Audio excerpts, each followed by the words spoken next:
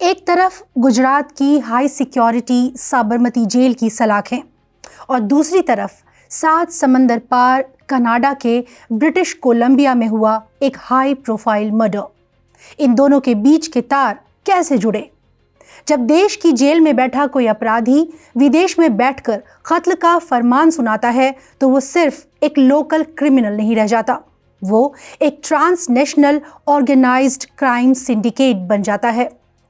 आज हम बात करेंगे अंडरवर्ल्ड, आतंकवाद और कूटनीति की उस क्रॉस बॉर्डर कहानी की जिसने अमेरिका से लेकर कनाडा और भारत तक हड़कंप मचा दिया है। अमेरिका और कनाडा से 2 इतने बड़े अपडेट्स आए हैं जिन्होंने खालिस्तानी आतंकी हरदीप सिंह निज्जर की हत्या की पूरी थियरी को पलट कर रख दिया है। अमेरिका के डिपार्टमेंट ऑफ जस्टिस और FBI ने एक साथ लॉरेंस बिश्नोई और गोल्डी बरार पर शिकंजा कसा है। वहीं कनाडाई पुलिस ने निज्जर हत्याकांड में भारत सरकार के किसी लिंक से इनकार किया है। इन सब के बीच पंजाब पुलिस के एक SHO का नाम भी चार्जशीट में है जो अमेरिका में बैठे गैंगस्टर्स के इशारे पर पंजाब में लोगों को झूठे मर्डर केस में फंसाकर डॉलर वसूल रहा था। तो इस वीडियो में हम डिकोड करेंगे अमेरिका का operation hard ball, Lawrence Goldy nexus, Canada का यू टर्न और निज्जर हत्याकांड की पूरी टाइमलाइन। नमस्ते, मैं हूं स्वाति और आप देख रहे हैं इंडियन एक्सप्रेस हिंदी। शुरुआत करते हैं अमेरिका से। 7 जुलाई को अमेरिका के डिपार्टमेंट ऑफ जस्टिस यानी कानून मंत्रालय ने कुछ ऐसे सीलबंद दस्तावेज खोले जिन्हें देखकर दुनिया भर की जांच एजेंसियां हैरान हैं। इन दस्तावेजों के ऑपरेशन को नाम दिया गया operation hard ball. Operation hard ball के तहत अमेरिका, कनाडा और यूरोप में भारतीय मूल के 3 बड़े इंटरनेशनल क्राइम सिंडिकेट्स पर कार्रवाई की गई। कुल 37 लोगों पर हत्या, फिरौती, किडनैपिंग और ड्रग तस्करी के आरोप लगाए गए। इनमें से 24 को गिरफ्तार भी कर लिया गया है। अकेले 11 अमेरिका के कैलिफोर्निया में पकड़े गए हैं। इतनी कहानी सुनकर ही आपको GTA गेम की याद आने लगी होगी। जैसे GTA गेम में क्राइम्स को अंजाम देने के लिए एक बड़ा चेहरा होता है, ठीक उसी तरह इस पूरी चार्जशीट का सबसे बड़ा नाम है लॉरेंस बिश्नोई। 33 साल का बिश्नोई जो इस वक्त गुजरात की साबरमती जेल में बंद है। अमेरिकी एजेंसियों का सीधा आरोप है कि लॉरेंस बिश्नोई ने 2023 में कनाडा के सरे शहर में हुए हरदीप सिंह निज्जर के मर्डर का सीधा आदेश दिया था।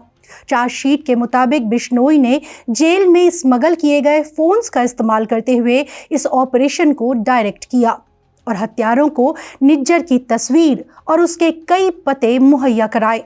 और सिर्फ लॉरेंस ही नहीं, FBI ने उसके बचपन के दोस्त और 32 साल के गैंगस्टर सतिंदरजीत सिंह उर्फ गोल्डी बरार का भी नाम लिया है। गोल्डी बरार को बिश्नोई गैंग का नॉर्थ अमेरिकन सरगना कहा गया है। इसके अलावा 37 साल के रोहित गोदारा को इस गैंग का यूरोपियन लीडर और 58 साल के सुखराज सिंह कंग को भी अहम आरोपी बनाया गया है। लॉस एंजलिस में हुई प्रेस कॉन्फ्रेंस के दौरान अटॉर्नी बिल एसाइली और FBI के पैट्रिक ग्रेंडी ने साफ कहा कि इन गैंगस्टरों ने कैलिफोर्निया से कनाडा तक खौफ और हिंसा का माहौल बना रखा था। The first indictment is against the Lawrence Bishnoi organized crime group, an international crime gang consisting of thousands of members worldwide and charges 9 defendants. It is led from India by the defendant, the lead defendant, Lawrence Bishnoi. 7 of the defendants, including the organization's figurehead, the gang's North American leader, Goldie Brar, and the gang's European leader, Rohit Godara, are charged with racketeering conspiracy. अब छापेमारी का scale देखिए। एजेंसियों ने करीब 1000 kilo cocaine, 1 kilo heroin, $40,000 cash और दर्जनों हथियार बरामद किए हैं। 10 वांटेड अपराधी अब भी फरार हैं। 7 अमेरिका में ही बताए जा रहे हैं, 2 भारत और 1 यूरोप में। फरार वालों की लिस्ट में गोल्डी बरार भी शामिल है। FBI ने उसकी गिरफ्तारी के लिए $50,000 यानी भारतीय मुद्रा में करीब 48 लाख रुपए का इनाम रखा है। समझिए एजेंसियों के लिए उसका महत्व कितना है।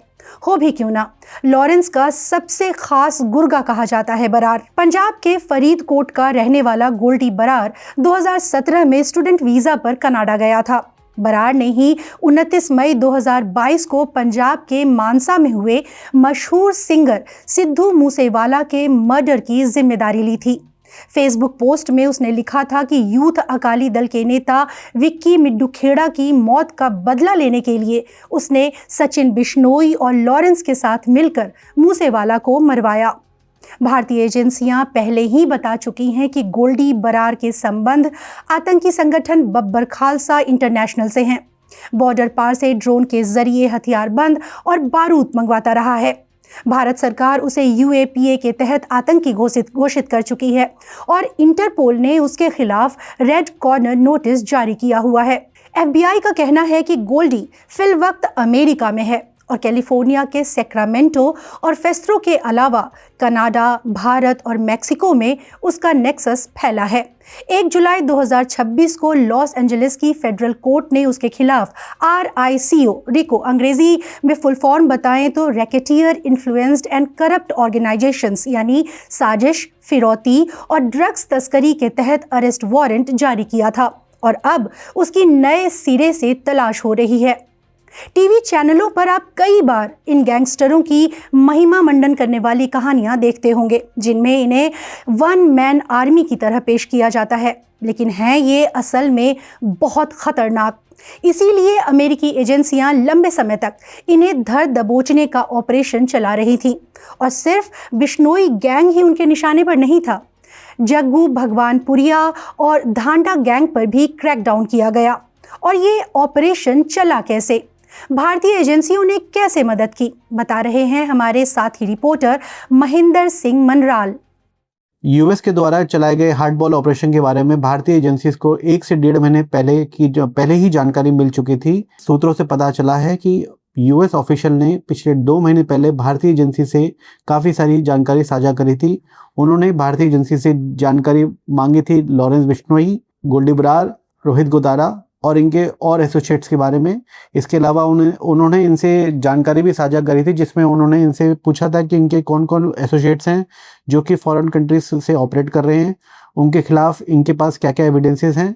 ऐसी कई सारे एविडेंस पिछले 1.5 से 2 साल में भारतीय एजेंसी इनसे कई बार साझा कर चुकी है और उनसे इनके खिलाफ एक्शन लेने के लिए कह चुकी थी, लेकिन इसके बावजूद भी इनके खिलाफ कोई सख्त एक्शन नहीं हुआ था। लेकिन पिछले 2 महीने पहले जब ये जानकारी दोबारा इनसे मांगी गई और इनसे वेरीफाई करने के लिए कहा गया, तो भारतीय एजेंसी को इस बात का आभास हो चुका था कि कुछ बड़ा ऑपरेशन विदेश में यूएस एजेंसी प्लान कर रही हैं। अब चलते हैं कनाडा, जहां कूटनीति के नजरिए से सबसे बड़ा मोड़ आया है। कनाडा की RCPM यानी रॉयल कैनेडियन माउंटेड पुलिस ने कहा कि खालिस्तानी हरदीप सिंह निज्जर की हत्या में भारत सरकार के अधिकारियों को जोड़ने का कोई सबूत नहीं है। अब इस डेवलपमेंट का महत्व समझिए। 3 साल पहले इसी हत्या को लेकर कनाडा के तत्कालीन प्रधानमंत्री जस्टिन ट्रूडो ने आरोप लगाया था कि इसमें भारतीय एजेंट्स का हाथ हो सकता है, हम इसकी जांच कर रहे हैं। तब भारत ने इन आरोपों को बेतुका और प्रेरित बताकर खारिज कर दिया था। नतीजा, रिश्ते बिगड़े। दोनों देशों ने एक दूसरे के राजनयिकों को भी निष्कासित कर दिया था और अब 3 साल बाद खुद कनाडा की पुलिस कह रही है कि भारत सरकार का कोई हाथ नहीं। यानी जिस आरोप ने रिश्तों में दरार डाली, वही आरोप अब कमजोर पड़ता दिख रहा है। इसकी वजहें क्या हैं? कनाडा ने यू टर्न क्यों लिया? इस पर आगे बात करते हैं। पहले निज्जर पर थोड़ा रिकैप कर लेते हैं। हरदीप सिंह निज्जर अपनी मौत के वक्त 45 साल का था। भारत में जन्मा, बाद में कनाडाई नागरिक बना। खालिस्तान की वकालत करता था। सिख फॉर जस्टिस नाम का संगठन चलाता था। भारत में वांटेड था। एजेंसियों ने उसके ऊपर इनाम भी रखा था। 2023 में सरे में एक गुरुद्वारे के बाहर निज्जर को गोली मार दी गई थी और यहीं से भारत कनाडा के संबंध बिगड़े। इनकी जड़ में ये तथ्य भी रहा कि भारत के बाहर कनाडा में ही सबसे बड़ी सिख आबादी रहती है। भारत बार बार कनाडा पर आरोप लगाता रहा है कि वो आतंकियों और चरमपंथियों को पनाह देता है। वहीं कनाडा की सरकारें भी कई बार राजनयिक तनाव को बढ़ाती ही रही हैं। जस्टिन ट्रूडो के आरोपों को भी इसी चश्मे से देखा गया। तो फिर अब यू टर्न क्यों? दरअसल संबंधों में सुधार की शुरुआत ट्रूडो की रवानगी से ही शुरू हो गई थी। जनवरी 2025 में उनका इस्तीफा, मार्च में मार्क कार्नी बने लेबर पार्टी के नए लीडर, पीएम भी बने। फिर अप्रैल में चुनाव, जिसमें कार्नी को मिला प्रधानमंत्री पद का मैंडेट। कार्नी को पद तो मिला, लेकिन पड़ोस में ट्रंप भी मिले, जिन्होंने दुनिया पर टैरिफ वॉर छेड़ दिया और कनाडा को जरूरत आन पड़ी अमेरिका से निर्भरता घटाने की। इसके लिए जरूरी था नए बाजार और सहयोगी खोजे जाएं। आवश्यकता से हुआ कार्नी के अब चर्चित हो चुके एक सूत्र का जन्म। जनवरी 2026 स्विट्जरलैंड के दावोस में वर्ल्ड इकोनॉमिक फोरम का मंच। कार्नी ने दिया था भाषण। टाइटल था प्रिंसिपल्ड एंड प्रैग्मैटिक कनाडाज पाथ, सैद्धांतिक और व्यवहारिक कनाडा की राह। जबरदस्त वायरल हुआ, स्टैंडिंग ओवेशन मिला। भाषण का मूल संदेश, दुनिया की मझोली शक्तियां एक हो जाओ, ग्लोबल सुपर पावर्स के आर्थिक दबाव और आक्रामकता के खिलाफ। भाषण की आखिरी पंक्ति, मिलकर कदम उठाना ये कनाडा की राह है, उन सब के लिए खुली है जो हमारे साथ मिलकर चलना चाहते हैं। साथ ही हाथ बढ़ाना, एक अकेला थक जाए तो मिलकर बोझ उठाना टाइप्स।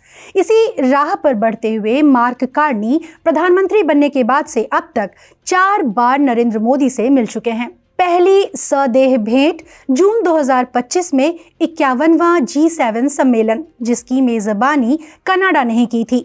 ये डिप्लोमेटिक रीसेट साबित हुआ। ट्रूडो ने रिश्तों पर जो डेंट लगाया था, उसकी मरम्मत। मार्च 2026 में कार्नी बतौर प्रधानमंत्री भारत की यात्रा पर भी आए। साफ संकेत कि द्विपक्षीय संबंध सामान्य हो गए हैं। अभी जून 2026 में फ्रांस में हुए G7 सम्मेलन में भी दोनों लीडरों की मीटिंग हुई। कार्नी ने इसी साल के अंत तक मोदी को कनाडा आने का न्योता दिया है। उम्मीद है कि इसी मीटिंग में दोनों देश एक विस्तृत आर्थिक साझेदारी समझौते पर दस्तखत कर सकते हैं। ये मेलजोल की खबरें सुनिए और इसी के साथ रख कर देखिए वो बयान जो रॉयल कैनेडियन माउंटेड पुलिस ने दिया है कि निज्जर की हत्या में भारतीय अधिकारियों के हाथ होने का कोई सबूत नहीं मिला। ये बयान मानो लाउडस्पीकर पर कह रहा हो कि वाकई ट्रूडो बड़े ही मैच्योर थे। अब आखिर में बात ऐसी जानकारी की जो हमारे पुलिस सिस्टम पर बड़ा सवाल उठाती है। ऑपरेशन हार्ड बॉल में एक दागी पंजाब पुलिस अधिकारी का नाम खुलकर सामने आया है। ये अधिकारी जग्गू भगवानपुरिया गैंग के इशारे पर अमेरिका में बैठे लोगों से फिरौती वसूलने का काम कर रहा था।